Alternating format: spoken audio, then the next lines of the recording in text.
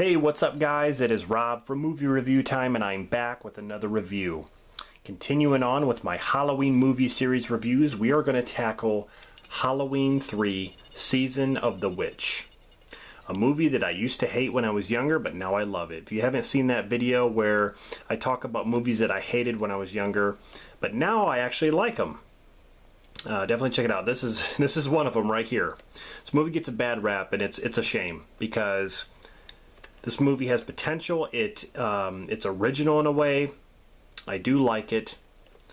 But yeah, Halloween 3. Very, very interesting. 1982 American science fiction horror film, because it's got a lot of science fiction elements in it, as well as witchcraft.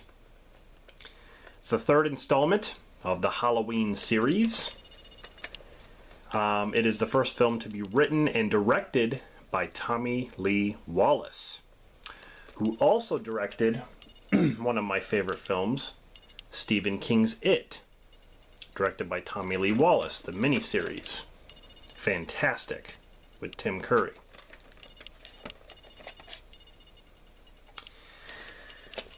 But this film had John Carpenter and Deborah Hill as returning producers. So they had their hand in it. They basically wanted to, I want to say, make an anthology series out of this. That's what they committed to doing. They wanted to create something that was different. You know, end the Michael Myers story and start fresh. It doesn't include any story elements from the first two Halloween movies. However, it does have one of the characters in the movie that watches the trailer for the original film. And there's some taglines as well. But there are aspects of witchcraft. There are aspects of, you know, science fiction, Celtic fairy tales. You know, Carpenter and Hill believed that the Halloween series had potential to branch out. And like I said, as an anthology series of horror films that basically focus around Halloween night. Like all these different kinds of stories that they could do. But, of course, there was a disappointing, you know, critical reception at the box office gross as well. And people wanted Michael Myers back. There was like a $2.5 or something million budget and made like $14 million at the box office, which, you know, it made some money. It probably made more than they were expecting, honestly. You know, you end Michael Myers' story and you start off fresh. You're basically taking a risk either way. But that's what they wanted to do. They wanted to start fresh. They wanted to do something different. I just don't think I appreciated it as much back then, like I do today. There are some cool death scenes in this. They are intense. There's, you know, an element of dramatic violence against young children, which would not even work today. That wouldn't even be taboo for today, okay? That in itself is intense, you could say. But it makes, you know, this movie got negative reviews. The music was by John Carpenter and Alan Howarth. I do like the music to this movie.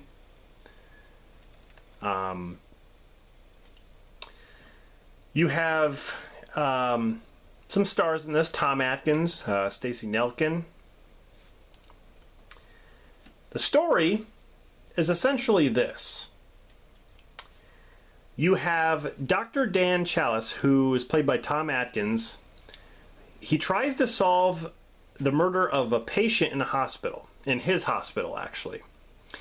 And then the patient's daughter, Ellie, who's played by Stacey Nelkin, travels to the small town of Santa Maria, or Santa Mira, or I don't know how you say it, Santa Mira, California, and they discover silver shamrock novelties. And it's a company run by Colonel Cochran, and he's attempting to use the powers of it, the Stonehenge rocks, to resurrect the Celtic festival, the ancient aspects of the Celtic festival, which is Samhain, which is all connected to, it's all about witchcraft. That's what it is. It's all connected to witchcraft. He's using the silver shamrock, Halloween masks to achieve his goal, basically to get children wearing these masks, and when they watch the silver shamrock commercial airing Halloween night, the kids die.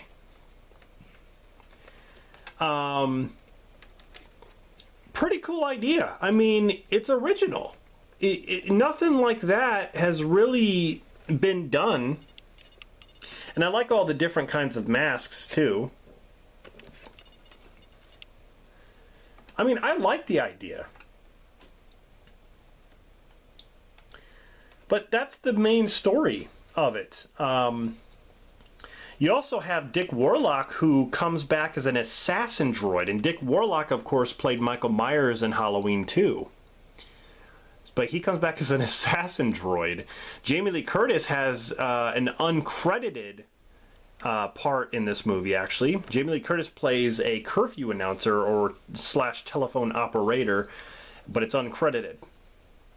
You have Tommy Lee Wallace, the director, who is the announcer in the Silver Shamrock commercial, which is also uncredited.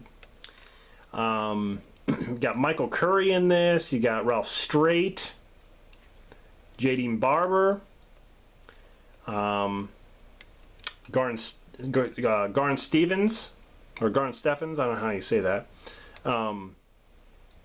Jonathan Terry as Starker,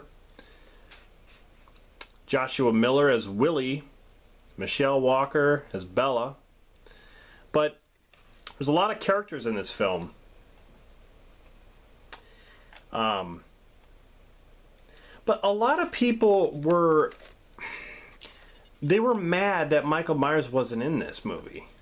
A lot of people are like, where's Michael? Like, this isn't Halloween. And I think it was the title that threw people off. Halloween 3. Now, I think they could have just called it Season of the Witch. They could have just call it that, because this does have to do with witchcraft. It does have to do with, like, science fiction in a way. So I think I think that was the mistake, is connecting this to the Halloween series, even though there's no connection. It's just, it has to do with Halloween night. It has nothing to do with Michael Myers. That's where I think it confused a lot of people, and then people got mad about it.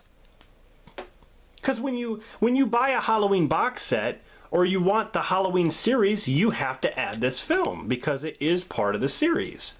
Like I said, I think they made some mistakes in that, but whatever. It is what it is. It's part of the series, Halloween 3. But I'm sorry. I like this movie way better than, let's say, Curse of Michael Myers. I like it way better than Halloween 5. That's for damn sure. But it's just a fun movie. It's different. It's refreshing. It's something different from the Michael Myers story. I really, really enjoy this movie. I used to have the cassette tape, the little cassette tapes of, I used to have a lot of soundtracks, but I used to have Halloween 3 on cassette. I don't think I have that anymore. But yeah, I remember listening to the music and stuff like that. But yeah, if you haven't seen Halloween 3, I suggest you watch it.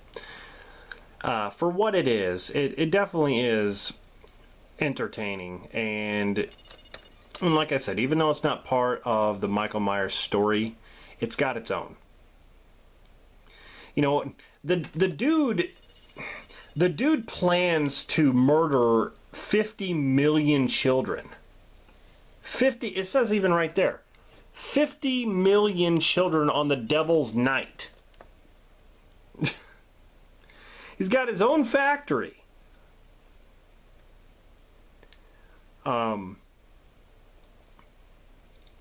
yeah, it's a lot of fun. This movie is definitely great. I have the VHS here. This is in top-notch condition, thanks to my cousin Dan. But yeah, that's my review of Halloween 3. If I had to rate Halloween 3, I would probably give this movie a solid 8.5 out of 10. An 8.5, so to say. So, you know, I like Halloween 1 a lot better, as well as Halloween 2 a lot better than this. But it definitely sticks out as one of the most entertaining of the series.